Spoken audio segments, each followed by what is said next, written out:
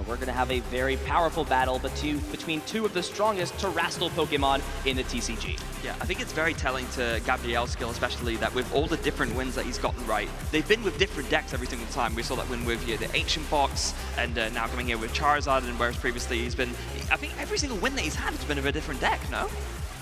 He has had a very different expertise for his decks that he's won with. It's been Lugia, then of course the Ancient Box deck, Rhydon, and now Charizard. So he's not a one-trick pony by any means, knows how to pilot these very well, as you see in his multiple accomplishments. Did get top 4 last year at Worlds, the World Champion in 2023, and over on Justin's side, has made a top cut at 2 international championships. So he is looking for a super solid finish. He is looking to become an international champion and add that to his list of accomplishments. Yeah, Gabriel's already working with 2. Justin looking for his first one, and he's got to get through a fearsome opponent to do it. But honestly, the way I'm seeing this play out, I can see either of these 2 players taking it home.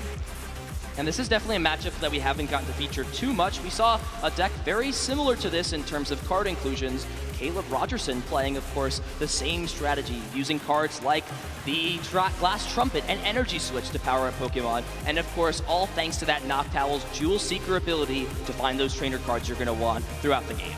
Yeah, I'll put my foot down on this and then say I think that Noctowl, the Jewel Seeker, is one of the strongest abilities that's been printed in a very, very long time. Reminds me, of course, of the Drizzle and Italian line, of course, that with those shady dealings abilities did similar, that you search trainers from the deck. Even with that restriction of needing a Terra Pokemon in play, the fact that you get 2 trainers off of a stage 1 if there's a Terra Pokemon out, such a strong card.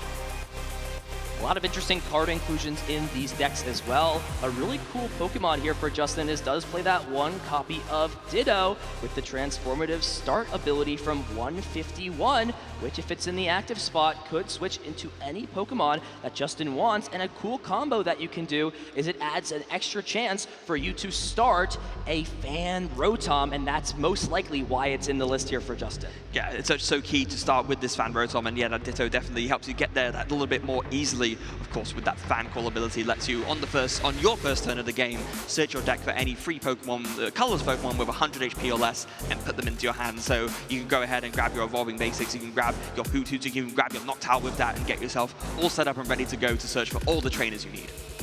There is going to be a lot of cool combos both players can put on. Now, only Gabriel is playing that Dusknoir. We see Dusknoir paired a lot in terms of being with Origin Form Palkia V-Star, and we see it a lot paired with the Terrapagos deck, but it's instead going to be Terrapagos and Palkia coming together, joining forces, and leaving Dusknoir behind in the shadows. Yeah, so this is really going to be a deck focused around, building the bench up to as high an amount as possible. So you put down that Terrapagos, you put down that Area Zero under that stadium, you go real wide on your bench. Your opponent will try their best to not bench down too many Pokemon, but maybe you can bait them into doing the same, and you just hit so hard with both that Unified Beatdown and that Subspace Swell. It's all going to be about the bench. Mainly, of course, Justin will have ease in building up his bench size. It's really going to be on Gabriel to, again, limit how many Pokemon he has to put in play. Does he limit it to just, 2 Charizards and a Pidgeot? Does he put down that 3rd or 4th Pokemon? We'll most likely see him not overbench past the normal 5 bench size, though he can do that thanks to Charizard EX being a terrestrial Pokemon. Absolutely. But he's got a lot of choices and a lot of navigation to do in a matchup like this. Yeah, and I'm sure he won't want to fall victim to a very easy Subspace Swell KO by benching too much, so he will bear that in mind, I am sure, as this game goes on and progresses, as both players are now almost ready to go, just the last few shuffles being done. Of course, in tournament play, it's always a good courtesy, well, not just a courtesy, in the rules, to give your opponent your deck to give a shuffle or a cut. So both players have done that, and now the opening 7 cards being drawn. Let's see how both these players start off this game. And more importantly, who will also go first? Oh, yes, very important. Gabriel deciding he is going to start things off after winning the coin flip, so we'll have that advantage as an evolution deck to have a powerful attack at his disposal on the 2nd turn. Let's see the prizes. There is a Prime Catcher in the prizes for Justin. Ooh. That's a super powerful card. You, of course, want to have as your 1 inclusion A-Spec card. Besides that, Radiant Charizard can be a little bit annoying to have in the prizes, besides that, though, I think we're going to have a good game here between both these players. Yeah, the Radiant Charizard as well, a prize for Gabriel, which can't feel that great for him. It's a great late game finishing attacker, of course, but maybe that's fine because you'll take it in the prizes and then you'll use it when you actually need to, which is later on. But here we go with the fist bump and the handshake. Both players flipped up their bases. We are ready to kick off here our seniors finals here at the Latin American Internationals. Let's make some noise here. Seniors finals getting into this match between Gabriel Fernandez and Justin Templar, as Gabriel kicks things off in excellent style with the Buddy Buddy Poffin, and Justin starting the one copy of Ditto, which is exactly what you want, as that ability can only be used if it's in the active spot. Let's go. A perfect start there for Justin. He's going to be so happy about that. But Gabriel going to be pretty happy with his start as well. Starting off with that Charmander, does already have that Buddy Buddy Poffin, able to get a second Charmander and a Pidgey for good measure, and going to take a look through the deck just to double check those prizes for himself so that he knows what he's working with, and we'll notice that Radiant Charizard absent from the deck. Of course, I'm sure Gabriel, as an experienced player, is going into this matchup with a game plan. Immediately knows how many Pokemon he wants on his bench and what Pokemon he wants on his bench. Has that already figured out. And on that note, it will be interesting to see if cards like Cleffa or Rotom come down into play, as they're great at allowing you to set up, but Justin can just choose to not target those Pokemon, keeping a passive extra 20 damage in play from something like Subspace Swell. But also important to note, Justin might not necessarily know this, but Gabriel is actually not opting to play the Cleffa in his Charizard list. We saw how effective it was for both the players in our junior division, but Gabriel deciding that he wanted to cut it for make space for other things. So no Cleffa, no Grasping Draw in this game. And it looks like there is a second Buddy Buddy Poffin to follow things up here for Gabriel if he wants to play it, which it looks like he will decide to do. So again, Gabriel can get 2 more basic Pokemon. We'll see if he decides to take the 2 or if he's just going to grab 1 more, and it looks like it will potentially just be that Duskull, as any extra Pokemon that are not needed could come back to bite him later on. Yeah, this to me telegraphs that Gabriel already does have a good idea of what he's up against, and knowing that he does not want to overbench too much, and based on that, just going to get the minimum that he can get away with that he needs to do a setup for next turn. Very, very smart from Gabriel. So it will be just the Duskull. So Duskull does come down onto the bench.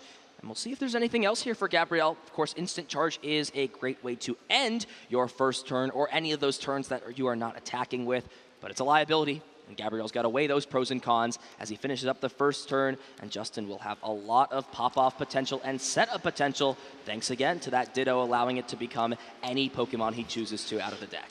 So after the Buddy Buddy Poffin, going to have a quick look through the hand, and yeah, it is just going to be pass. Let's see Justin fire off with this Ditto in the active. I imagine, depending on what is in the deck, that this is going to become a Fan Rotom. And it has a Nest Ball as well that can find any basic Pokemon, not just those 100 HP or less Pokemon, thanks to the Fan Call ability, but that is really the card that allows this deck to function. It allows the gears to turn. Fan Call can only be used on your first turn, but allows you to grab those 3 100 HP or less Pokemon.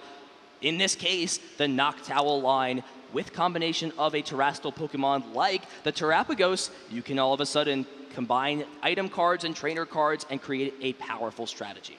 Yeah, the ability to search for any 2 trainer cards when you evolve into that Noctowl is really what makes this deck work and tick. You can go ahead and search the Stadium out, so you can start going wide on the bench. You can start setting up with all your setup cards, like your Glass Trumpet, if I know this deck doesn't play it, but for example, you can there. Also that Earthen Vessel to get your energy in the bin early. Pretty much gets you anything that you might need or want, and actually off that Nest Ball, does go for that Terapagos EX. And one thing we don't talk about a lot when it comes to Fan Rotom, yes, its ability is great, but let's not forget the attack on the Fan Rotom. It does do 70 damage for 1 colorless energy as long as there's a Stadium in play. And though Justin can't use something like Terapagos' Unified Beatdown on the first turn going second, he could, if he chooses to, use this Fan Call ability and then take the first prize in this matchup and put some pressure on Gabriel before he's had a turn to evolve. Yeah, that could be pretty great. We do see the Ultra Ball as well, getting out the Palkia V. Of course, you do want it out into play for 1 turn, so you can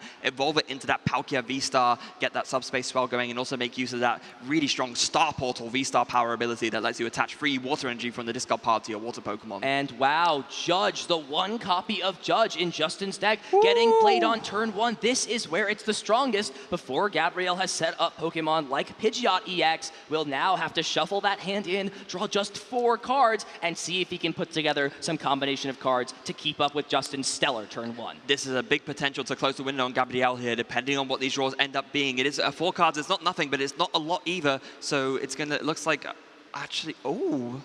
Just looking at Gabriel's hand, it looks okay, but not amazing. Oh, there is a supporter, I guess, but on the other hand, what has Justin drawn is, looks like he's just going to be not playing anything, but is going to go ahead and use that Ditto's ability to swap for the fan Rotom, and then we're going to see that fan call. Fan call can be used, and now the question here is, does Justin find, a water energy and a stadium? That's going to be, pretty difficult off of just 4 cards from the judge. But then the question becomes, is it worth committing your attachment for turn just to take this 1 prize on the Charmander instead of, maybe slowly powering up a Pokemon so you don't have to rely off of something like Star Portal for the following turn? We're now just going to see the fan call, so we'll grab that Hoothoot and 2 of those Noctowls. So if Gabriel is not able to disrupt the hand on Justin's side, he will have access to, if he chooses, Tool Jewel Seeker abilities and can search out 4 trainer cards from the deck. Yeah, and if Justin is able to get away with that and make use of both of those, that is going to put a lot of hurt onto Gabriel. It's going to be very important for him to find a disruptor supporter. Although I do believe I saw the Ino in Gabriel's hand, actually. That could be good. That could be very powerful. Justin will go ahead and bench the Hoothoot and has a lot of great cards at his disposal for the following turn, is content to just pass things over. Let's see what Gabriel has, starting things off with a Nest Ball, so can search out any basic Pokemon he'd like. We could potentially see something like Rotom come down. Would have been great the previous turn. Of course, the cards would have just been shuffled back in, but it is, of course, there as a Forest Sealstone user to use that Forest Sealstone tool as your once per game V-Star power to get your combos up and going. Yeah, very important to have a V Pokemon in the deck to make use of that. And of course, we see usually the small package of the Luminion V to search out supporters and the Rotom V to be able to draw extra cards, even though it does end your turn in the early game, you don't mind at all. But at this stage, yeah, just put it down so you can make it a Forest Sealstone target, and then you can use that Star Alchemy power to search for any 1 card from the deck. Another choice here for Gabriel is it worth playing this Ultra Ball when the resources you'll be discarding seem to be a little bit important or too important to get rid of? We'll just play the Iono, not playing the Ultra Ball. Both players shuffling their hands to the bottom of their deck, and we'll draw a card for each of their prizes, so 6 apiece for both of these players. Yeah, one of only 2 copies of Ino in the entire deck, so we'll have to be mindful of that if he ends up having to use or burn another one so that he can still disrupt at a later stage if he wants or needs to. But off of this, finds the Forest Sealstone off the Ino here, as well as a Charmeleon. So it does have some options from this point going forward. However, the supporter card has already been played, so we may have to see Gabriel take this turn off, unless, maybe there's something like a Charizard EX in the hand as well. You've got to always be careful in terms of which Pokemon you're promoting. As soon as put a 2-prize Pokemon in the active spot and have too many Pokemon on your bench, things get interesting. And it all plays around Subspace Swell, right? If there's 12 bench Pokemon in total, that would be, of course, 20 more damage, so that's 220 plus the 60. So it wouldn't be enough to knock out a Charizard, but it would be very, very close. Yeah, he's thinking this through here. He's doing like a little bit of a count here. It looks like 300, excuse me. So it's 12 Pokemon times 2, 240 plus the 60. So almost there, but not quite. Almost there, but not quite. But it looks like the Charizard was indeed in the hand. So it's going to be the Forest Sealstone search, the Star Alchemy for the rare candy to evolve into this Charizard. And that Infernal Rain ability is now online. Going to attach 2 to the active and 1 to that bench Charmeleon. And Gabriel will take the first knockout of the game. It is the fan Rotom, so if there's any Pokemon Justin would, be okay with having being knocked out, it would be this fan Rotom. It's done its job. It's grabbed these Pokemon, and it will be on Justin to find a response. Gabriel striking first in game number 1, taking the first prize card, and Justin now looks like promoting this Origin form Palkia V, looking to potentially get Palkia V-Star online and into play. Oh, wait, hold on. It looks like I was mistaken. There is the Glass Trumpet in this deck. Sorry, I misspoke earlier, but misread the deck list. So we'll be able to use that very nicely to get some energies onto the field. Of course, the Glass Trumpet, if there's a Terra Pokemon in play, you can play it to attach 1 energy each to 2 of your colorless bench Pokemon. So yeah, very, very strong setup card. We'll be able to use that to get more energies onto the field with this Earthen Vessel, discarding one from the hand already. Now, something that I saw, or I was thinking about, looking through Justin's deck list, he does play that Radiant Greninja. So with no Manaphy out in the field, there is a potential for a really big disruption. Moonlight Shuriken targeting down this Pidgey and targeting down this Duskull. The opportunity to get rid of both the Charmanders is gone because the Charizard is now already in play, but could still put in a lot of hurt by getting rid of those two if he can set it up. Yeah, it's a bit of a double-edged sword. You do take the 2 prizes, but you've got to remember that Terapagos EX on the bench does only have 230 HP, and by allowing Gabriel to play the game with a limited bench, you take away that option, you know, down the line of potentially taking a one-hit KO. It's going to be difficult either way, you know, to reach for knockouts on Charizard, but that Pidgeot EX only having 280 HP can be something that Origin Form Palkia V-Star is able to hit down the line. Yeah, the Origin Form Palkia V-Star is your big hitter here. Your Terapagos really caps out at 240 damage, even if you do have a full bench, whereas the Origin Form Palkia V-Star does factor in your opponent's bench as well. But here we go, the first Jewel Seeker of the game. So coming in and going to be searching for that Irida, which is, well, wait, hold on, you need to search for 2 trainers here, right? So yeah, you got to do the sequencing right. Finish the Jewel Seeker, get your 2 trainers from that, and then play the Irida to get 2 more. Yep, so looks like Justin catching himself here. You do have the option to just grab 1 trainer card, but I'm sure Justin would more than like to grab 2 trainer cards in this spot. It will be the Irida, which is most likely the supporter of choice, as well as a Nest Ball. Irida will be played, allowing Justin to search for a water Pokemon and any item he chooses. It's kind of crazy, you know, Freya, to see this whole engine of Origin Form Palkia V-Star. It played for Irida. It was heavily based off this card. Fell out of favor for months, and now that it's back, it's still partnered with Irida. Well, I mean, Irida never stopped being a bad supporter card, right? It was always good. It sort of play even in decks like Golden Go, but it just hasn't had a maximum chance to shine. But in these Palkia-based decks, it absolutely is still as strong as it ever was. So it looks like Buddy Poffin is a potential choice here for Justin. Can go ahead and grab another basic Pokemon with 70 HP or less. It will just be the Hoothoot, as now Radiant Greninja comes down into play thanks to the Nest Ball. So Justin is currently capped out at 5 Pokemon on the bench. However, with the Area 0 under depths, it could extend the bench to 8 and allow Justin to, of course, put more Pokemon into play, which is always good. Yeah, it always is. So I'm not sure which one are we going to see just here. The Star Portal, the free energies are there, ready to go. So yeah, here it is, Star Portal. It's going to be 2 onto the active and 1 onto this Radiant Greninja. So just going to be setting up a little bit of damage on the active for now, and then maybe a follow-up Radiant Greninja later on. I like the play. Yeah, if Justin could have gotten an energy attachment for turn, I think he'd be in a little bit better of a spot, right? You put 1 more energy onto that Radiant Greninja, and then down the line, all you need is an energy attachment for turn to get there. Now, there is always, of course, that Glass Trumpet, which can only go onto colorless Pokemon, but Justin does play that 1 energy switch, and that could allow Greninja to attack from nowhere. It will be important to know if Gabriel knows about that card and can try and play around it. Yeah, that would be a very sneaky tech card that Justin plays. Not, you know, some versions of this deck do opt to play it, but it's definitely something that Gabriel either has to keep in mind if he hasn't already, or will eventually find out about and maybe get a bit of a nasty surprise.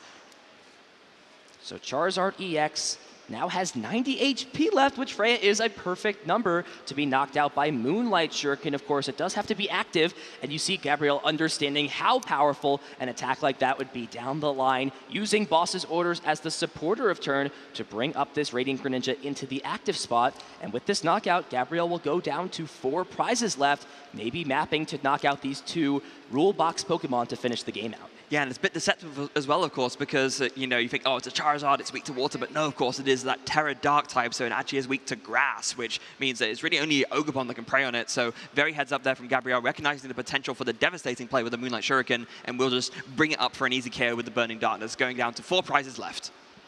So how will Justin respond here? Is it worth, you know, committing some resources to re-establish Radiant Greninja, committing an energy for turn, bringing it back? There's lots of solid pieces in this hand. Night Stretcher and Glass Trumpet. There is only 1 water energy in the discard pile at this point, of course, with that Radiant Greninja being knocked out, as well as some other pieces. You know, Iono is a great card. Your opponent still does not have Pidgeot EX into play, so putting your opponent down to 4 cards will hurt more when they don't have any stability on their bench in terms of support. Yeah, I'm definitely considering hand disruption here. I'm considering getting back that Greninja, if nothing else, just for the extra draw with the concealed cards, of course. You always want to be going through as much of your deck as you can. It will set up your discard pile as well for that Glass Trumpet. There's a lot of different things to consider, and I think Justin is considering all the options here. but it's a little bit tough to reason through. There is the Glass Trumpet coming in. Only one energy in there, so it's just going to be the one energy attachment to that Terrapagos EX. Of course, with its Unified Beatdown attack, can do a very good amount of damage, but would like to get out that Area 0 under depths to go even wider on the bench to do even more. And then it looks like, oh, it's going to be the Rescue Stretcher for the Noctowl, of course, we saw discarded earlier, so we'll be able to Jewel Seeker again. Jewel Seeker number 2, Justin playing the full 4/4 line of Noctowl, wants to use Jewel Seeker as much as possible, as he will be able to search out 2 more trainer cards from the deck, and even with Iono in hand is considering possibly just grabbing Professor's Research, and that could attest to the fact that while Gabriel is at 4 prize cards, he hasn't really done much in terms of, playing supporter cards, setting his board up after playing that Iono on turn 2. Yeah, so this is going to be the play. It's going to be using Jewel Seeker to grab the Area 0 under depths and the Professor's Research, and then just going full send. Discard your whole hand, set up the rest of your board, go as wide as you can, and really put a bunch of attacking pressure on Gabriel. So it looks like a Hoot Hoot will come down into play. Of course, Star Portal has already been used, and there is the Area 0 under depths. Now both players, as long as they have a Terrestrial Pokemon in play, can extend the bench to 8 Pokemon. So Justin will get 7 more cards, see what he can put together. There's a lot of pieces, that 1 copy of Energy Switch, as well as some trainer cards like Nest Ball to fill the bench up. Yeah, Nest Ball here, probably going to think about grabbing either another Palkia V or, of course, that Serendipity EX with that Flip the Script ability. It did get knocked out last turn, so we'll be able to make use of that and, just putting the bench on the back row, as it were, for the extra free. Oh, there's a Mew EX there ready to go in hand for later as well. Flip the Script comes in, draws 3 more cards. What does Justin see off these? Looks like, it's not a state, it's a Glass Trumpet, a Noctowl, and a Nest Ball, just to really extend even further. Another Nest Ball. I wonder, though, if Justin has any more Pokemon he'd even like to grab out of the deck. Doesn't at the moment, and will respond with a Subspace Swell. Charizard EX goes down.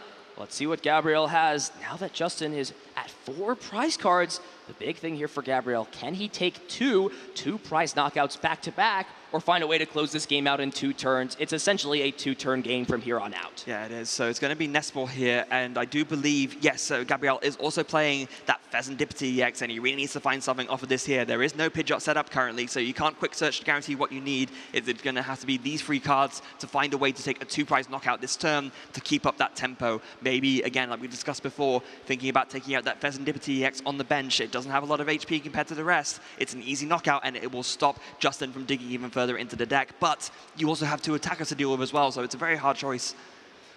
Hard choice indeed. Looks like we may be relying off this Flip the Script to find some important pieces. We'll draw the 3 cards. Does find, it looks like, a pair of Arven. That's not a bad supporter at all. Of course, can search out any item card as well as a tool like a Defiance Band. That can allow him to, have a little bit of a punch to take the knockout. Now, the way the math works out is Defiance Band is not a super relevant card at this point, since 30 more damage would mean you would be 10 short of knocking out this Origin form Palkia V-Star, but we'll still play this Arven and find a tool and an item card from the deck if he chooses. Yeah, sadly, with 280 HP, just works a little bit above the mass required in terms of how it works with Burning Darkness, so won't be able to take up the Palkia, so I imagine could be considering, we mentioned the Serendipity, or you could, of course, take out that Terrapagos and then force Justin to discard down to only 5 Pokemon on the bench. That could be a good choice as well.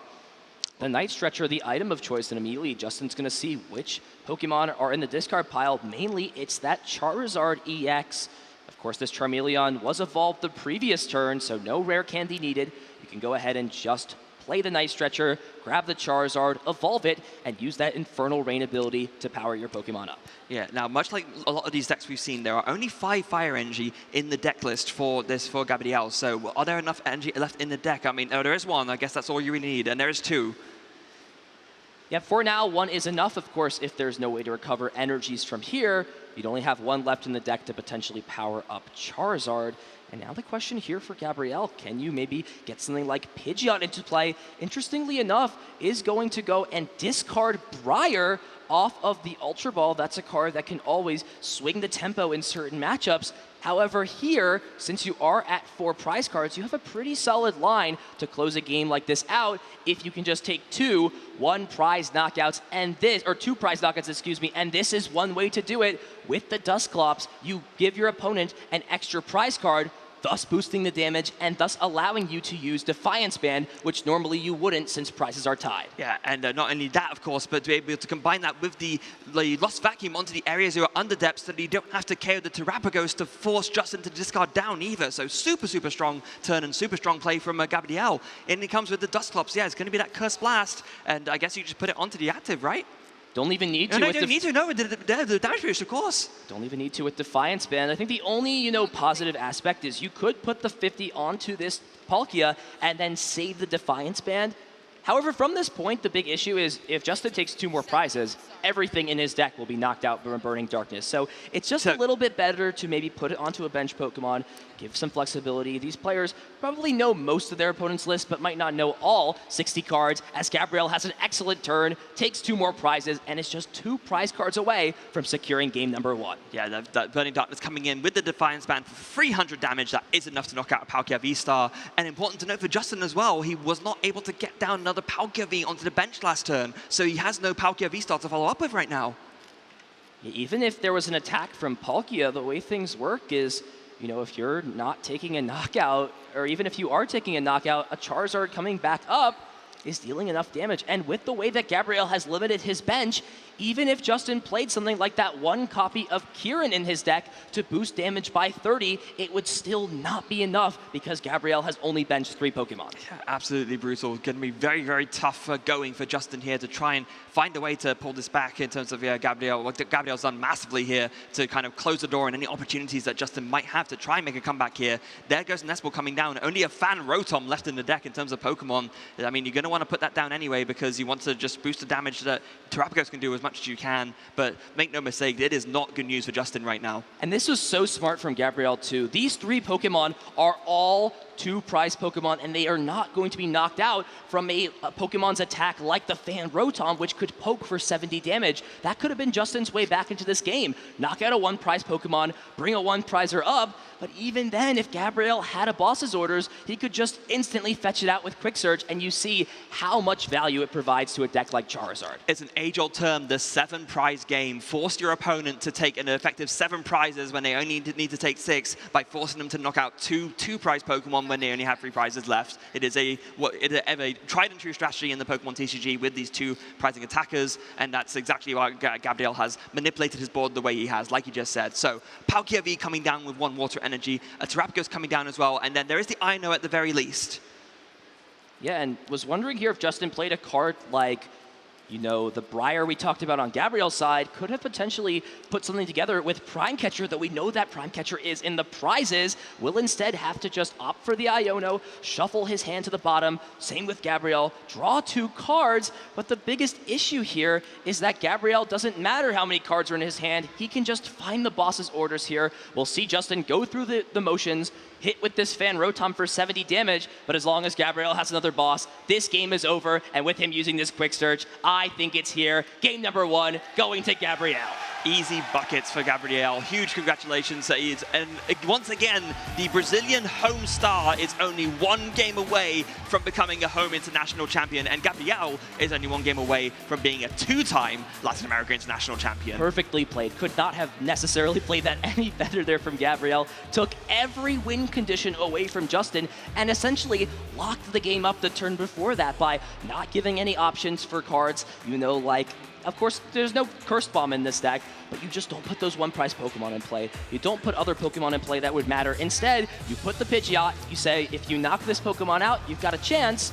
However, if you're not able to knock my Pidgeot out, and even if you do knock it out, you put yourself in the prize range for Burning Darkness to knock you back out. What a game. Let's look back at it. Yeah, massively done there from Gabriel. Played it, as you pretty much said, I don't think I could have faulted a single play that Gabriel did here. He clearly knows his deck inside and out, just like his brother Vinny said at the beginning. He is well tested in this matchup as well, so he knows exactly what he needs to do. Just had it very early out of the gates with that Charizard attacking, taking the first prize. Justin as well tried to set up something with the Radiant Greninja, but Gabriel was like, no, I recognize how disruptive this could be. I'm going to deal with this right now. And it was from there that Justin really wasn't able to mount much of a comeback. It was just taking 2 prizes, sure, but then just able to get out another Charizard on Gabriel's side and taking out that Dustclops, making use of the Curse Blast to put an extra damage onto the Terapagos, but then forcing that 7 prize game, triggering the Defiance Band, taking a KO. Every single play from Gabriel was so masterful in that game.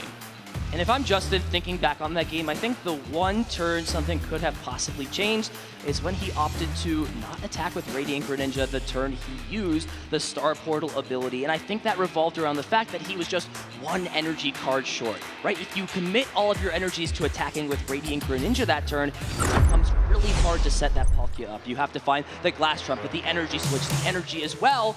And with the hand there for Justin, may not have been able to accomplish that. I think just in that position, you needed to take advantage of Radiant Greninja when you're using the Star Portal. Otherwise, if you're not getting value from it in this matchup, it's very difficult because those early turns are really the turns for Gabriel where he's not able to play things like or necessarily play boss's orders. He has to choose between either setting his board up and establishing Pidgeot or taking threats out. So it could have been a position there, where Justin could have capitalized. Yeah, and to that exact note, Justin is choosing to go first here, and it's for that exact reason. You want to go first, you want to set up your Palkia, you want to give yourself the maximum chance of doing a blowout Moonlight Shuriken to really stop Gabriel from being able to set up at all, because that is a much easier way for Justin to win in this matchup. So I'm sure that's what he'll be going for, and actually does start that Radiant Greninja for good measure as well.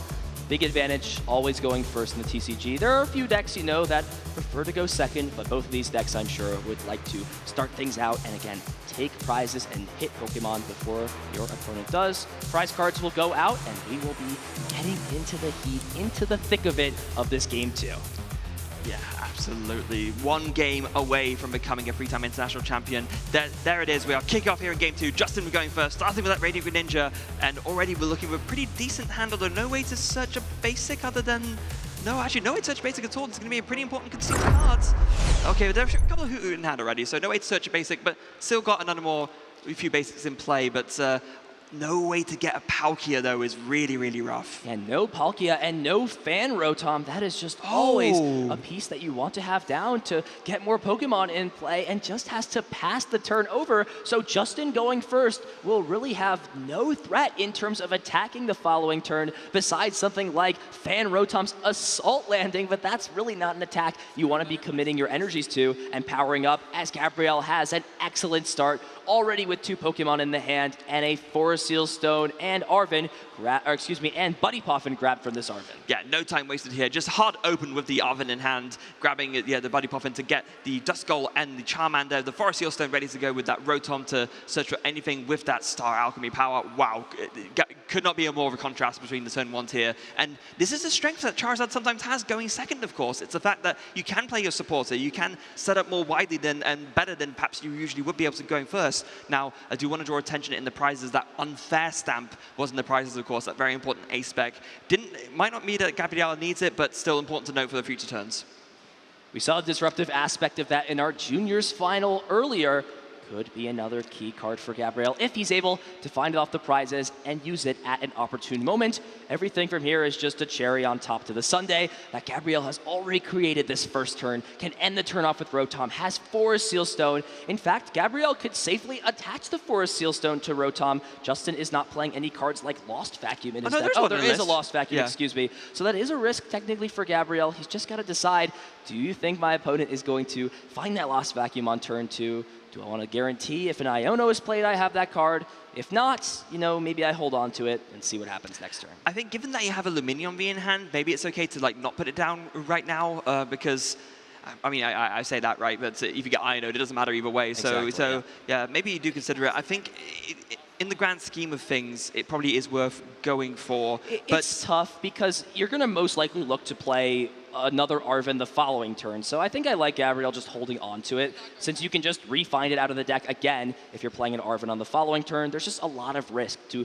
losing that powerful V-Star power when your opponent just plays a single item card from their hand and shuts that effect off for the rest of the game.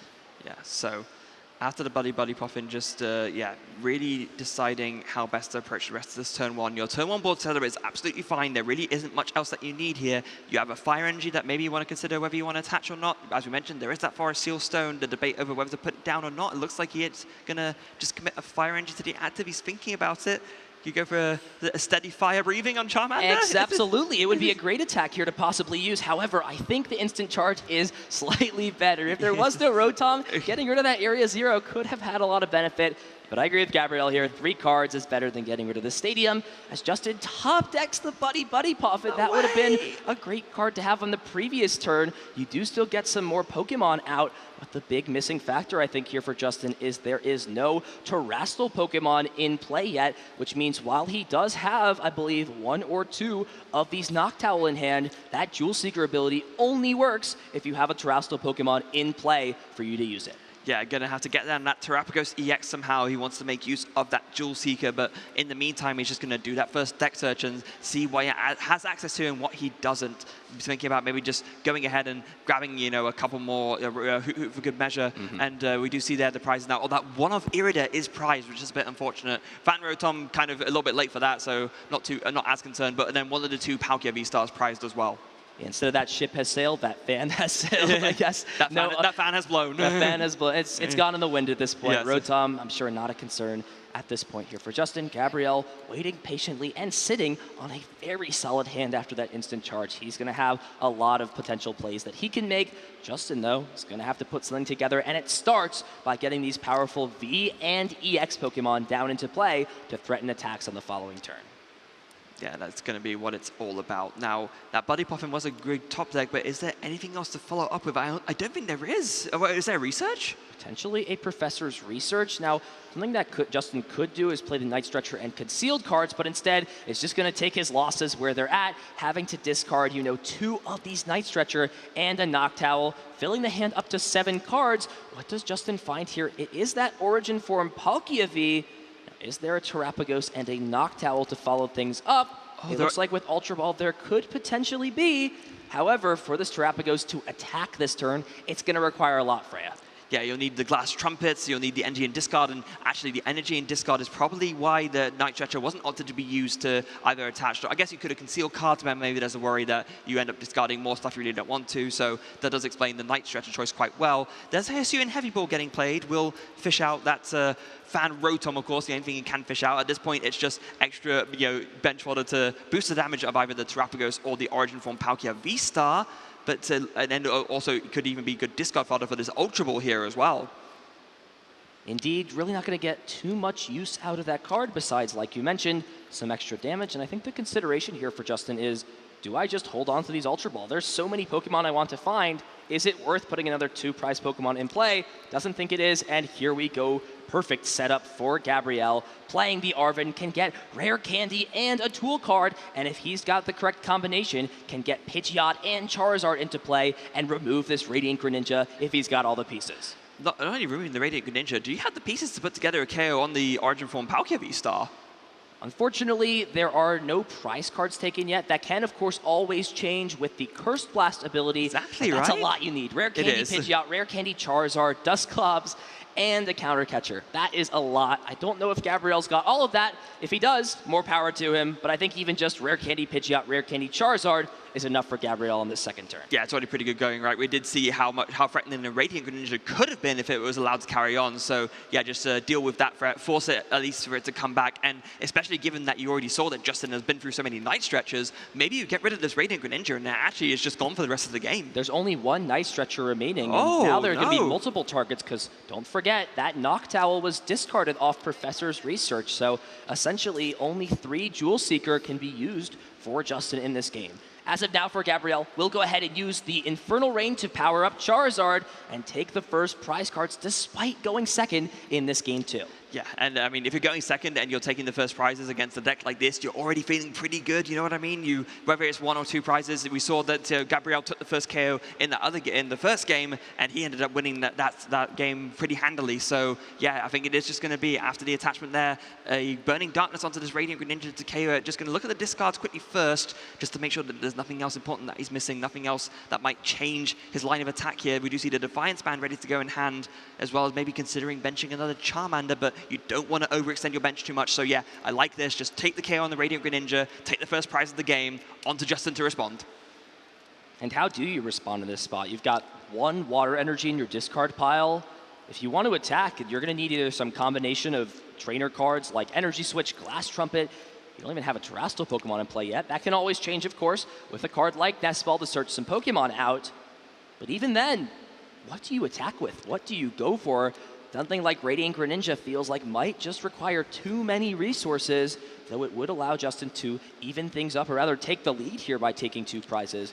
So we'll see how Justin decides to navigate this situation. Well, yeah, at the very least here, you have the Nest Ball for the Terrapagos, so now your Jewel Seeker is online. You can evolve into the Noctowl, and you can start searching for those trainer cards, and you really need to start trying to set up something, because otherwise Gabriel is going to kind of run away with this game a little bit like he did in Game 1, and you're already on the back foot by comparison. So, yeah, with that, the Jewel Seeker coming in, you need to start attacking with a Palkia, or maybe even with a Terrapagos, so you can't get the Palkia going. There it is, the Jewel Seeker. What 2 cards is he going to fetch here? That Prime Catcher is available to him if he wants to make use of it, and I think that is going to target that straight away, and then maybe might be thinking about that Glass Trumpet so you can start accelerating some energy so you can get an attack going.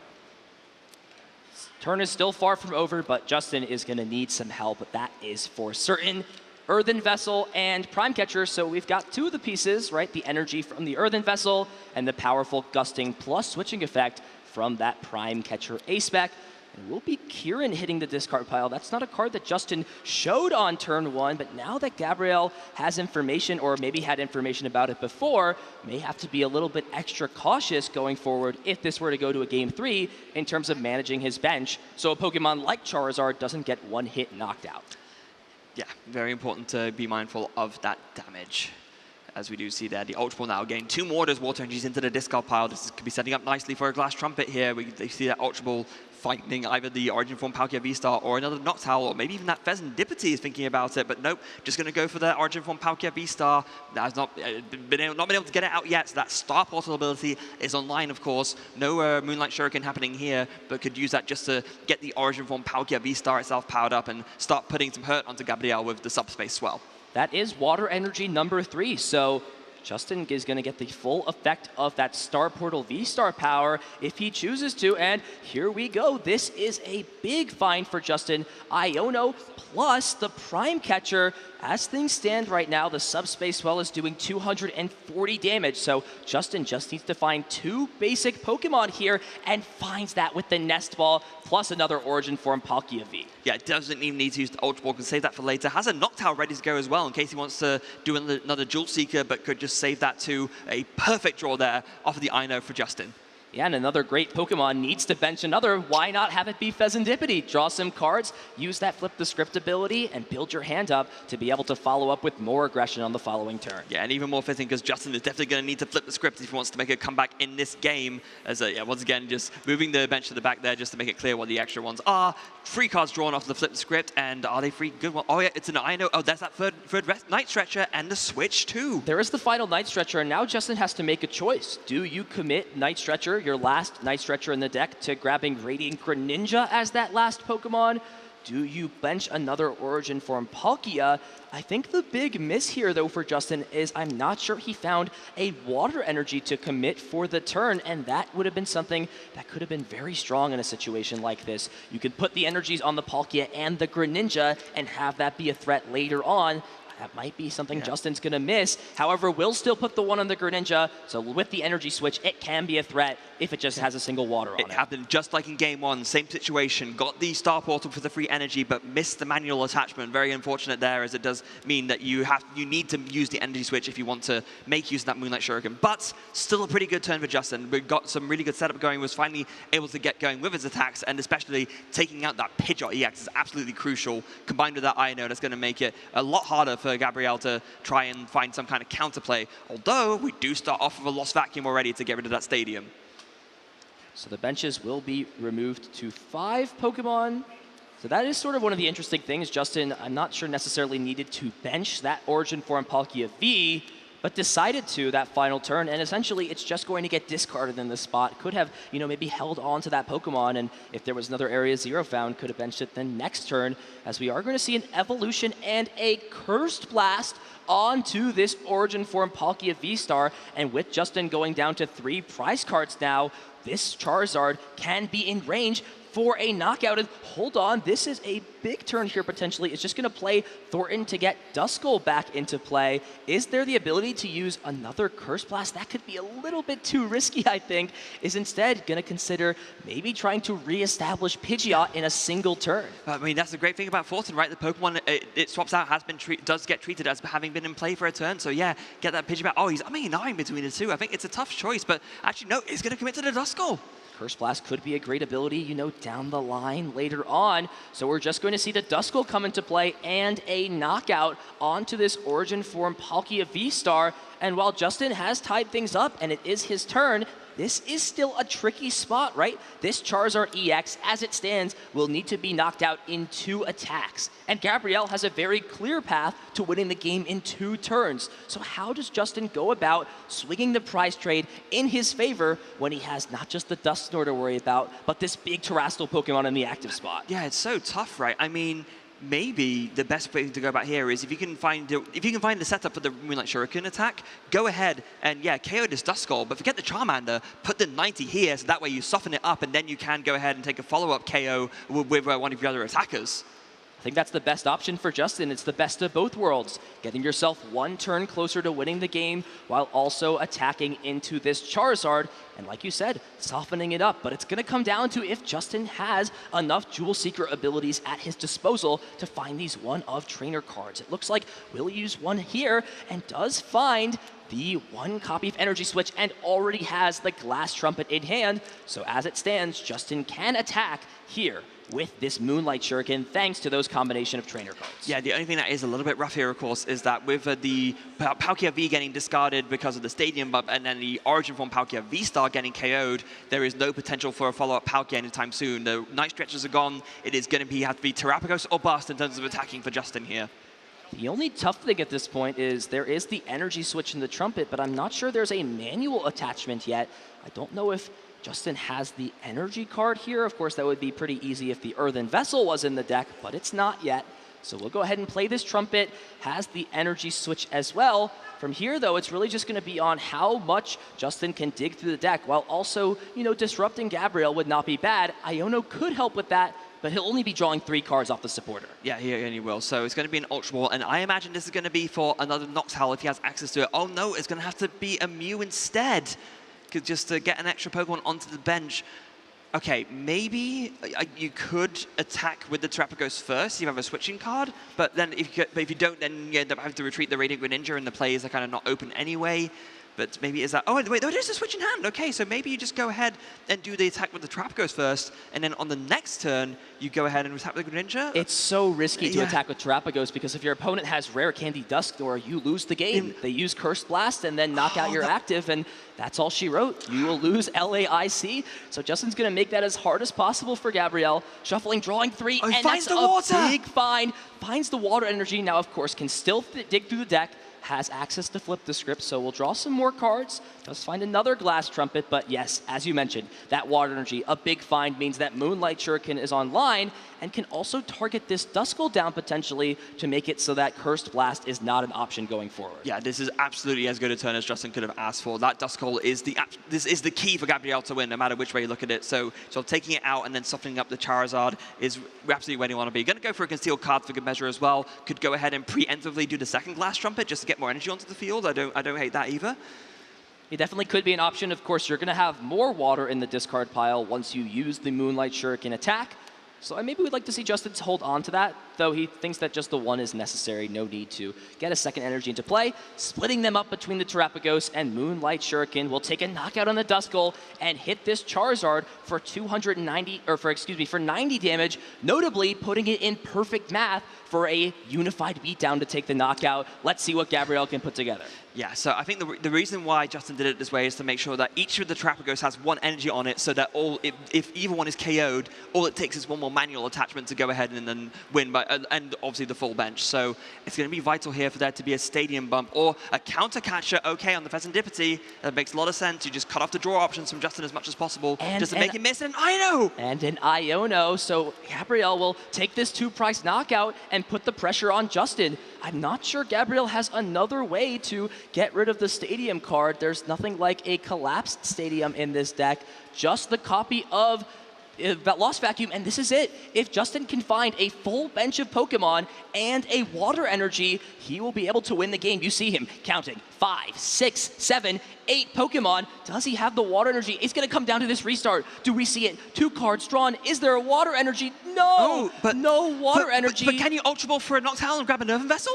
I'm not sure. Oh, there is. There is a Noctowl, and I think that, oh, but the problem here is, do you have an Earthen Vessel? Oh, there you is. do, and the card to discard as well here from the Jewel Seeker. Justin getting just enough cards here can go into Terrapagos and Unified Beatdown with 8 Pokemon in play. We'll take the knockout. Freya, we're going to a Game 3. Wow, and again, from both sides, we saw there in Game 1 what a good player Gabriel was, but Justin as well, just finding right at the end there all the resources he needed. Gabriel doing everything he could with the disruption, with the Ino, carrying the Serendipity, but then coming in with the Noctowl right at the end, just the clutch Jewel Seeker to get the last Earthen Vessel, to get the last energy to attach and Unify Beatdown for the game. What a play there from Justin. Of course, Gabriel had an excellent, powerful start, but you see Pidgeot EX is great, but if it goes uncontested, there's a lot of things that it allows you to secure up. And I think Justin identified how strong Pidgeot was in Game 1 and immediately made it part of his game plan to target down early. And from there, Gabriel just struggled to keep up the early game aggression because Pidgeot was offline. Yeah, that was how to play that. And we can go over that again as we go ahead and look at this replay, of course, to see it as it did play out. The Pidgeot getting set up early on, we saw Gabriel had such a strong start, really was able to search for everything he needed, setting up well, getting the attacks in, but like you mentioned, even Justin recognizing how fearsome that this Pidgeot was, how much it did for Gabriel, targeting it down very early, had the means to do it, took that really big first knockout, but the very first big important knockout, and really from there, Gabriel was struggling to get any kind of counterattack going, had to force him to get out a Duskull, and but in the end, even with the attacks that he had, and even with the Ino that he played, Justin was able to put it together with the restart and with the Jewel Seeker to do the Unified Beatdown to finish things off. It came down to that final card off restart. It did. Boss's orders, the Underground, and then found the Ultra Ball, and luckily saved one of those Noctowl. You see, having that last Noctowl available gives you what you need as an extra out to close things out. As we head into Game 3 here, Freya, if you're Gabriel, you just won what looked like your game to lose early on in those turns, came back around, Justin found a strategy. What's going to be going through your head? What do you have to be telling yourself in this spot to mentally be locked in for this last game? So one thing that helps you a lot is that you've lost, so you get to choose who goes first, and no surprises, Gabriel will be choosing to go first. So can feel pretty content that even though it didn't come into play more until later on, that you're not worried about your early basics being KO'd by a Moonlight Shuriken. But I mean, more importantly than that, maybe you consider if it's possible to try and set up a backup Pidgeot EX. You don't want to go too wide on the bench, but we saw how detrimental it was to not have access to Pidgeot. So maybe you can find some way of getting a backup one going at the same time. You don't leave yourself as vulnerable to a big KO as we saw there in Game 2. It all comes down to this one final game between our 2 seniors finalists. Every resource matters. Every card drawn can make the difference. This is what it all comes down to. As Gabriel will go first, you can hear the crowd chanting his name.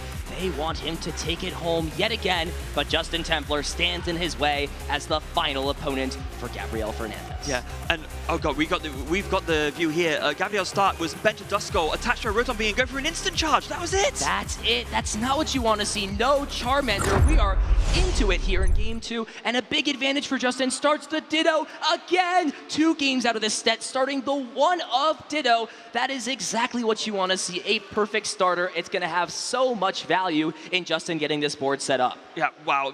Justin now essentially, like we talked about, happened a couple of times, almost was allowed to go first in a way, even though he actually went second, with Gabriel having a really, really rough turn 1. I mean, 1 Duskull down, sure, an energy attachment, but instant charge, you really want to be doing more than that.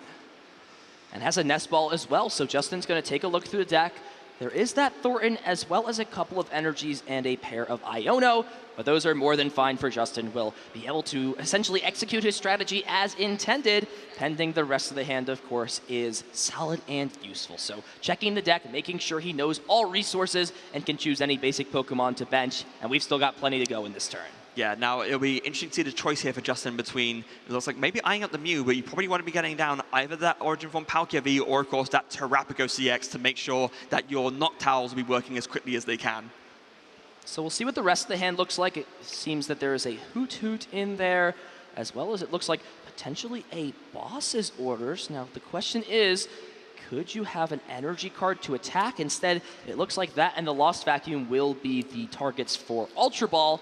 So yet again, Justin's going to get another Pokemon out into play and can end this turn off by also using that Ditto to turn into a Fan Rotom. Instead, actually, going to just bench the Fan Rotom itself and can change this Ditto into a different Pokemon, maybe even something like that Origin Form Palkia V. Yeah, I mean, maybe if you feel more confident with it, as it is currently in the active, maybe if you find a Water Energy, you can, go ahead and use Rule the Region to search for that Area 0 Underdepths. I mean, it's not amazing, but it gets you to Stadium, right?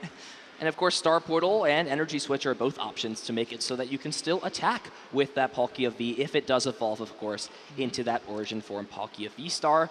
So just that transformative start ability for Ditto. We'll see what that choice is. Luckily, though, with that Terrestrial Pokemon in play early, Justin's going to be able to use that Jewel Seeker ability with ease through this game. Yeah, and actually, I stand corrected. It looks like it's actually already in hand, the Area 0 Underdepth, so it doesn't even need to rule the region. And this looks like it's going to be a really, really strong turn one from Justin, because I think the hand is literally just all birds. I think it's just all Hoothoot and Noctowl at this point.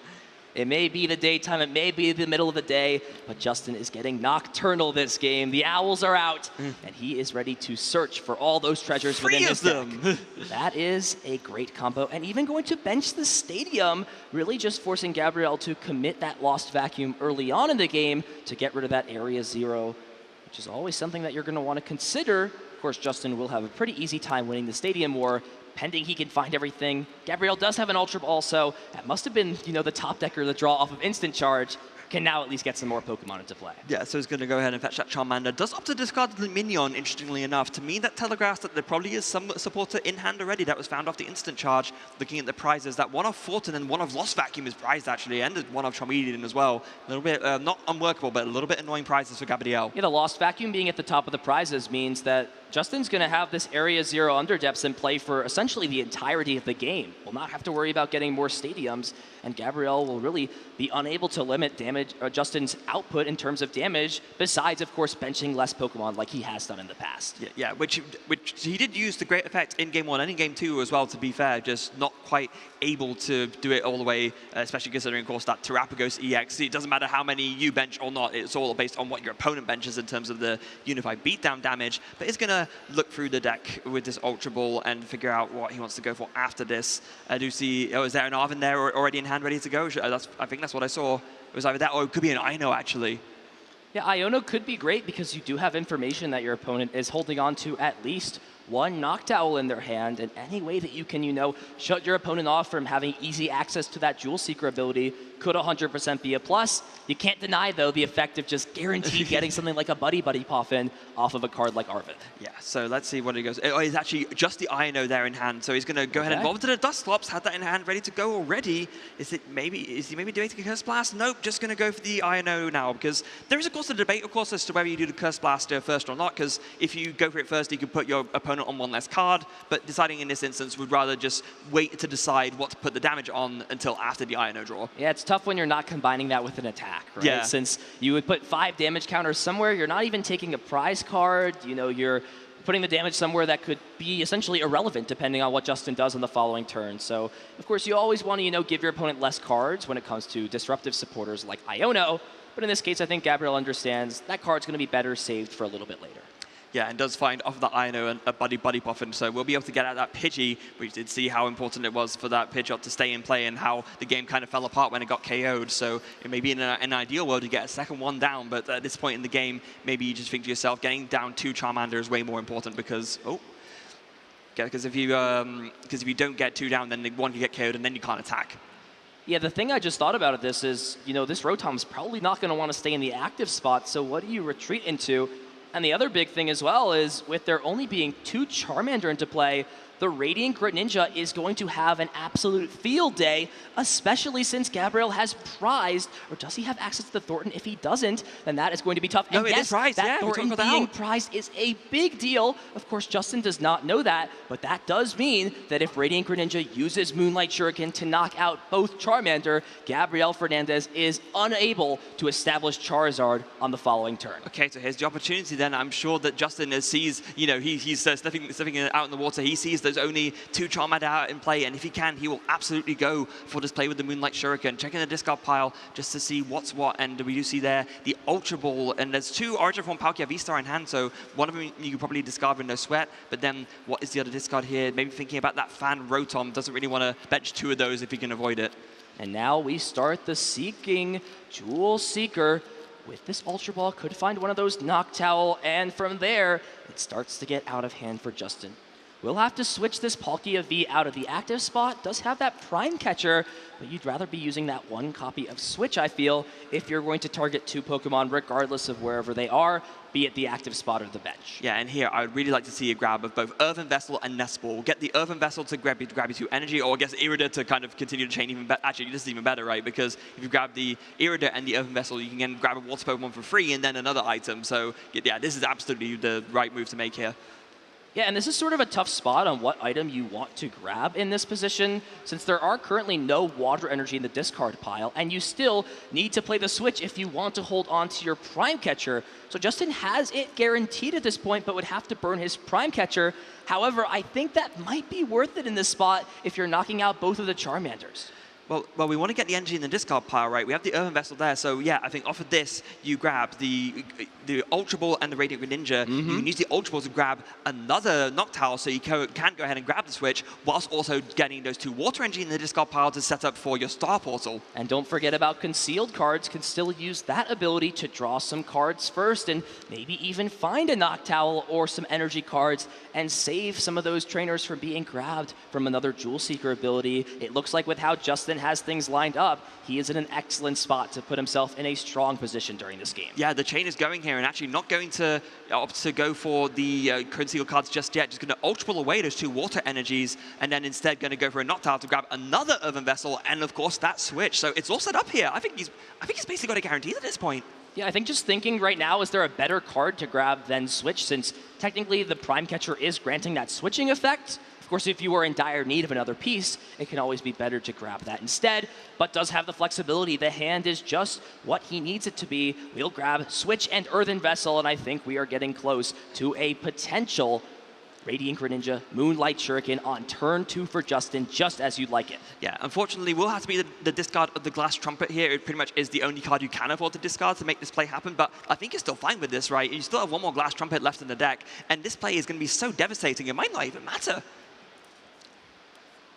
This is a huge tempo swing for Justin. How will Gabriel respond in this position, especially if Justin can also attach an energy for turn, which he does have. There are 2 more water energy right now in the hand, so the 3 from Star Portal plus the energy attachment for turn means that Justin can not only attack with Radiant Greninja, but power up this Origin Form Palkia V-Star for the next turn and have so many options at his disposal. It's almost too perfect. It's almost going too well here for Justin in this 3rd game. Could not have asked for more. And Nest Ball as well for good measure, just to get another bench Pokemon set up. Wow, what do you do if you're Gabriel here? Especially with the Force and Prize, right? Like you just said, with this play happening, there is no way to set up a Charizard next turn. And even if Thornton was in the deck, it would still be, a good amount to ask for Gabriel. He doesn't have Pidgeot EX set up to find that piece, and we just saw Lumineon as well hit the discard pile. So even in this situation, good and bad, it's almost as bad as it can get, but regardless, exactly what you want for Justin. Star Portal being used, we're finally going to see that Moonlight Shuriken come into effect game 3, and this time it's going to knock out both of the Charmanders. Not only knock out 2 Charmanders, but this time finally able to get the manual attachment of the water energy as well, so he can then follow up with attack with the subspace swell. And now it's on Gabriel here. How do you respond to something like this? You're not going to be attacking this turn. Cannot even use Radiant Charizard at this spot, since you can use Curse Blast to put your opponent down to 3 prizes, but Excited Heart would mean that Charizard still needs 2 energies to attack. and that is going to be a tough spot. Ultra Ball's a great way to start, but still a lot of cards needed to be found here for Gabriel. Yeah, I mean, at the very least, you can grab yourself the Pidgeot, and there is the rare candy ready in hand, so you have a quick search options at the very least, but, I mean, here you want to get down to Charmander, right, to try and avoid a repeat scenario, but as we already mentioned, Justin's playing that energy switch. If he can find it, he can just go ahead and Moonlight Shuriken and go for a double KO on the Charmander again. Well, Gabriel is a smart player. He is a seasoned player. Don't let his age fool you. He is talented. If anybody's going to figure this out, it's going to be him. He's going to do everything possible to keep himself in this game. He is not a player to give up in this spot. No, absolutely he isn't. There is the Arven ready to go in hand as well, which is going to play now, and he's going to try and figure out the best way possible to get out of this. And yeah, one key part of that is going to be that unfair stamp that he just added to his hand.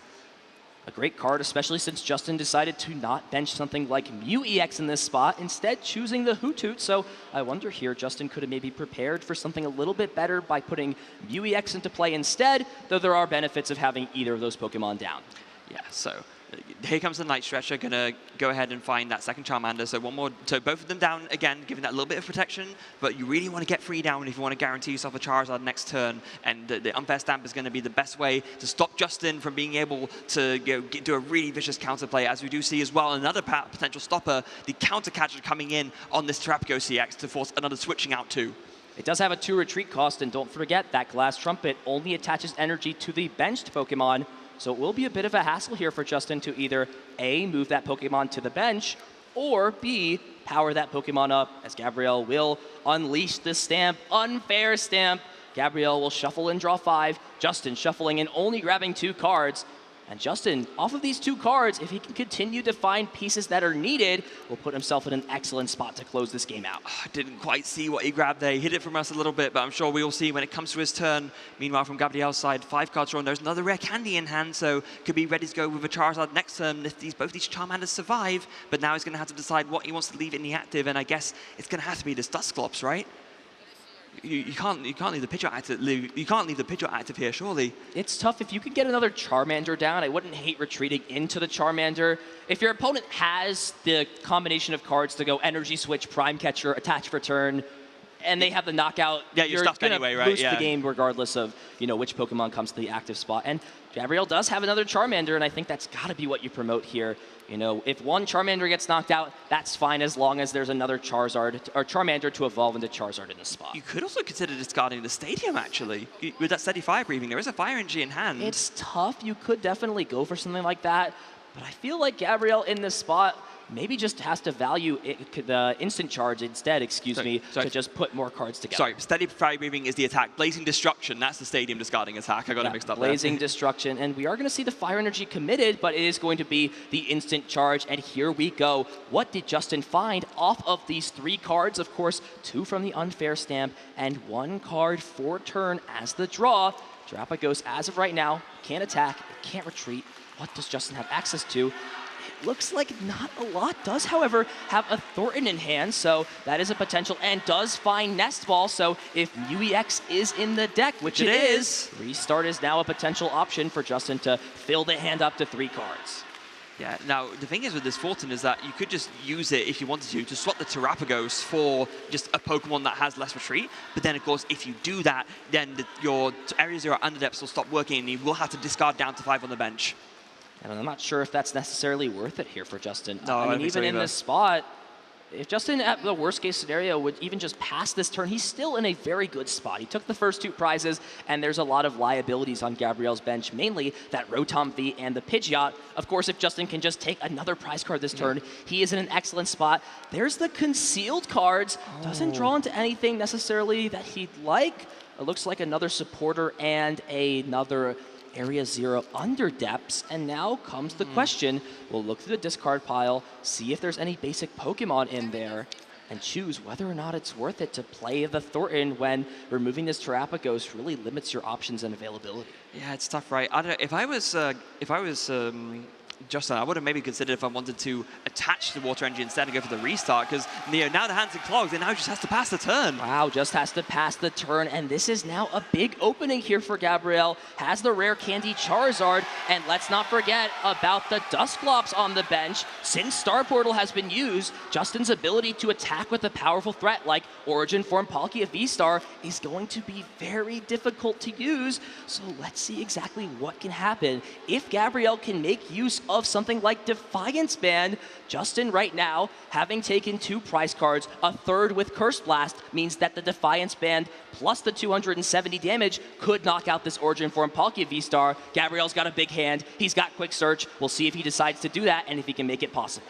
Yeah, if he can go for it, he absolutely will. And there's the Professor Turo scenario as well to take the easy 2 prizes off the board from the Rotom V. This works too, you know, limit your options for your opponent to close this game out. It takes a Pokemon off the bench, and that Pokemon is a big liability. Gabriel could even things up, and Justin now may struggle to route these last 4 prize cards to win the game. Yeah, of course, with the Turo scenario, you do have to discard the cards attached, so yeah, just go ahead and make sure that Forest Sealstone is in the discard pile.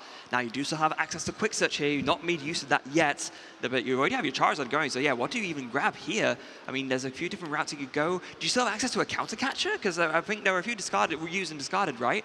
So that's the question, right? Do you have the cards to Counter Catcher and knock out this Palkia, or do you value just knocking this Terapagos out? And to be honest, Freya, I think I'd rather take this Terapagos out of play. You then limit your opponent from using that Jewel Seeker ability. Absolutely. Unless they can get another Terapagos down.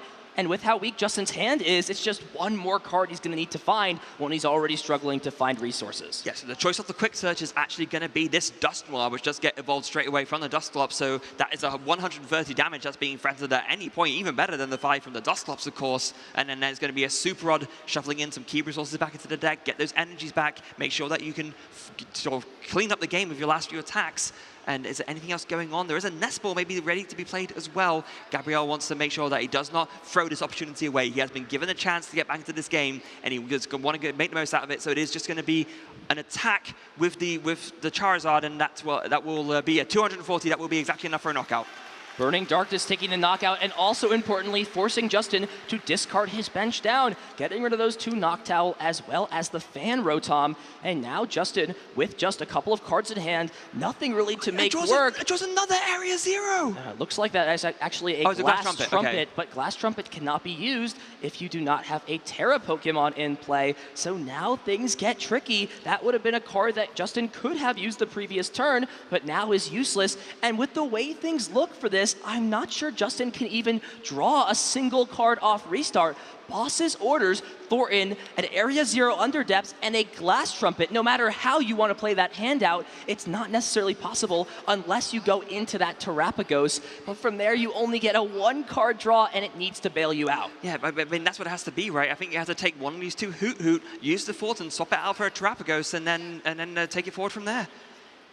What else can you do, right? You can't do much else. You've got to play to your outs in this spot, but you'd rather it be any other Pokemon than the Hoot as well, since you can't afford to switch this Radiant Greninja out. I mean, there is a world where you could, switch the Radiant Greninja out. It's technically done its job, and it would be guaranteeing you an attack this turn, since you could use the Glass Trumpet to power up the Radiant Greninja. However, we are just going to see the retreat at this point, so this makes me wonder whether or not, Justin is going to go for this Mew and want to use the Glass Trumpet on it instead. We'll see the choice. He's going to go ahead and use the Thornton, and it is going to be on that Radiant Greninja, so interesting choice to retreat first. We'll have to see exactly what he's going for here. I think he wasn't 100% sure about how he wanted to approach that, because, I think it was just a decision there at the last minute, and it's just tough, right? Because you can't really attack with this Terapagos here either. If you do that, you're just going to get knocked out again by Burning Darkness. Oh, wait, there's an Energy Switch in hand. Did find the Energy Switch, I believe, off the restart, so filled the hand up, will now use this Subspace Swell, dealing damage into this Charizard, but things are looking so dangerous now as Gabriel has Pidgeot online, has multiple Boss's Orders still left in the deck, and can potentially close this game out now in 2 turns. This has turned upside down here. Gabriel is now the leading horse here in this 3rd match. I was going to say, can you close out in 1 turn? But no, you can't get Justin down to 2 prizes to use the Briar. That would have been, really big stream highlight moment, but no, just going to play it sensible, play it safe. You are not in a bad position here at all. You've been attacked, but you do not mind at all. You have your quick search ready. You have the Dust Noir available already. He's just going to consider how he wants to approach this here, because he knows that he is in a very good position to become a 2-time Latin American international champion, a 3-time overall international champion, but he does not want to throw this away. Well, the biggest issue right now is you only have one boss's orders left. So if you want to take 2 knockouts, and more importantly, take that final knockout with boss's orders, you've got to find a way to take 2 prizes without using that boss. And I think it could potentially revolve that Dust Noir's Curse Blast ability, since by putting Justin to 3 prizes, you don't give him any opportunity to win the game on the following turn. Yeah, that would be absolutely fine in terms of setting it up to make sure to close the winner's opportunity for Justin to make a comeback, but he is going to consider this very, very carefully indeed. There goes to the quick search, grabbed it so quick, didn't even see what he grabbed there. But it looks like, wait, what was that? It is a Charizard. Okay. So I like this play here from Gabriel. Establish another Charizard EX so that is a guarantee next turn, despite any hand disruption. And of course, if there's any way to knock the Pidgeot out, it's going to get knocked out back in return from Charizard. Gabriel is closing all openings, all gaps, and is on his way to repeat as an international champion here in Brazil. Yeah, and off the Arven does grab the Defiance Band and the Counter Catcher. So as soon as this Dust Noir gets enabled, we'll be able to make use of both of those cards. So yeah, Curse Blast is going to come in, and I mean, you want to make sure that you're doing it on something, but then you'll be even on prizes, right? If you do it that way. Let's take the knockout. Oh, hold on. This is a tough situation. Looks like signal towards the Hoot Hoot, and if that's the case, then things go upside down. This is a situation that we're going to have to get confirmation on. If he signaled towards that Hoot Hoot, Freya, that means that, like you said, both players would be even on prize cards, and from there, Counter Catcher is not an option, Defiance Band is not an option, and now, all of a sudden, while Gabriel was filling up all the openings, he may have just smashed the wall down and given the opportunity back to Justin. Yeah, so I think he's just trying to explain like the way that he was gesturing, as if he wasn't confirming what he was doing. He was just kind of deciding what to go for. But I mean, I can see the confusion, right? I can see how Justin might interpret it as, you know, he just realized that it was a mistake to go after it and is trying to like take it back. It's this is such an awkward decision. But and has to stay with the decision to knock out this Hoot Hoot. This now changes the entire trajectory of Gabriel's turn. He's not out of it, though. The one saving grace for him could be that Briar now, the card that you mentioned, to keep himself at a chance to win this game. This all of a sudden completely changed. Now Justin's got to be thinking about, what can I do here? And is bailed out with this Origin Poor and Palkia V-Star hanging on with just 10 HP remaining. But Briar won't make a difference. You knock out this Charizard, and then the Briar turn skipped. Exactly, it would skip at this point, and it also means that you would no longer be able to use Curse Blast since your opponent would be at just 1 prize card, so there's no way to add any damage, meaning that if you want to get through this Palkia V-Star, you have to attack into it. There's no other path. And with that mistaken Curse Blast on the Hoot Hoot, Justin might have just been afforded the bailout opportunity he needs to take this game back from Gabriel. Oh, this is so heartbreaking, Freya. Justin now has been given an opportunity, and no matter how you feel, you've got to take it. You've got to pounce at it in this spot. Justin is down a lot of resources, so nothing is guaranteed in this spot. We'll go ahead and play the Buddy Buddy Poffin and see what pieces he still has available. There's no Pokemon left in the deck with 70 HP or less to grab off this item. Yeah, so how much will this power game be doing? It won't be a lot, right? It'll be, what, 160 right now? That would be enough, though. There is 200 damage onto this Charizard EX. But from there, Justin would have to find a way to take this last prize card, and with there only being 1 bench Pokemon in play, with that being the Pidgeot, no matter how you design it, it's not going to be enough to knock out the Pidgeot, since that Kiernan has been discarded early on. Yeah, so as mentioned, that is the saving grace here for Gabriel. So, does find a knocked out Jewel Seeker, though. We'll be able to search for any 2 cards from the deck here. Will this be the difference maker as he does look through? I'm not sure if there's any cards in the deck that can make a difference here, though. This is definitely giving Justin a bigger chance in this game, but I don't think that mistake necessarily lost Gabriel the game. He's still in a great spot. He's got an awesome board, 2 Charizard EX and a Pidgeot, and that's it. He's doing everything possible to limit Justin's damage output and make it so that if Justin wants to win the game, he's going to have to take this turn and 2 more turns to win, and that might just be enough time for Gabriel. Yeah, so it looks like the picks from the Jewel Seeker, it is going to be that Nest Ball and that Ino. Makes complete sense. You want to make sure maybe to get a Serendipity EX if you do get KO'd, so you can draw some more cards, or maybe just any other basic from your deck. Could be another Origin Form Palkia V. Just bench something, right? Just make sure that you get your bench as full as possible to do more damage, either with the Palkia or with the Terapagos EX, and then you're going to play that Ino, and you're going to cross your fingers. And let's not forget here, we're coming under just 3 minutes left in this round. Time has gone by, so turns of time could be a factor. Just one more thing to think about in this crazy Game 3 of our Seniors Finals. Yeah. And then off of that Ino does find what looks like a Night Stretcher and a Water Energy. We'll be able to attach that to the Origin Form Palkia V if he so desires, get another attack ready to go, but I believe that second Origin Form Palkia V-Star is in the discard pile along with both the Glass Trumpet. I think at this point it's just thinking, should I be retreating this Origin Form Palkia V-Star and not giving my opponent free prize cards? The issue with that is no matter what Justin promotes, it will be knocked out. It is no difference. So maybe just attack with this Origin Form Palkia V-Star, take the knockout, but the biggest issue is from that point, no matter what Justin sends up, Burning Darkness will knock it out, and I'm not sure after this turn he has what it takes to close this game out. No, I don't think so, and even though we saw maybe that slight mistake from Gabriel giving Justin the opportunity, like you said even, it might not matter. Gabriel might have just still set up the good enough board to take the win regardless. There's the KO, the Subspace Swell onto the damaged Charizard. What does Gabriel draw? It looks like an I know a couple of other bits, but I mean, here you just announced the KO, right?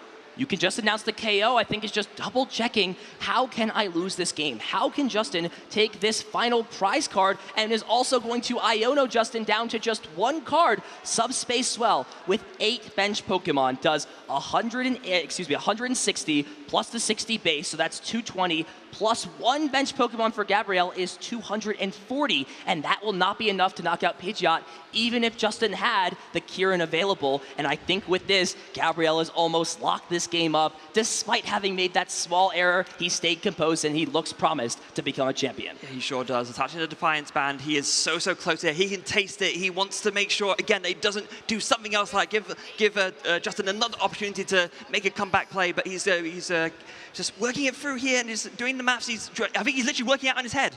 Yeah, the only thing I'm thinking about is, again, MuEX can copy the Burning Darkness attack if you go to 1 prize card. I think that could be the only risk here for Gabriel, and that's why he's going to target this MuEX down and try and just shut every obscure option out of the door. Yeah, we know that's not possible because the amount of the energy switches used, but absolutely, just in case, that is absolutely the right move to make. Super heads up from Gabriel. And now the doors are shutting on Justin. What can he do in this spot? Just a Prime Catcher. And that's it! He extends the hand. Back-to-back champions. Gabriel Fernandez does that and repeats his title as the international champion here in Latin America. Gabriel Fernandes, o duplo campeão internacional da América Latina e 3 vezes campeão internacional do Pokémon TCG.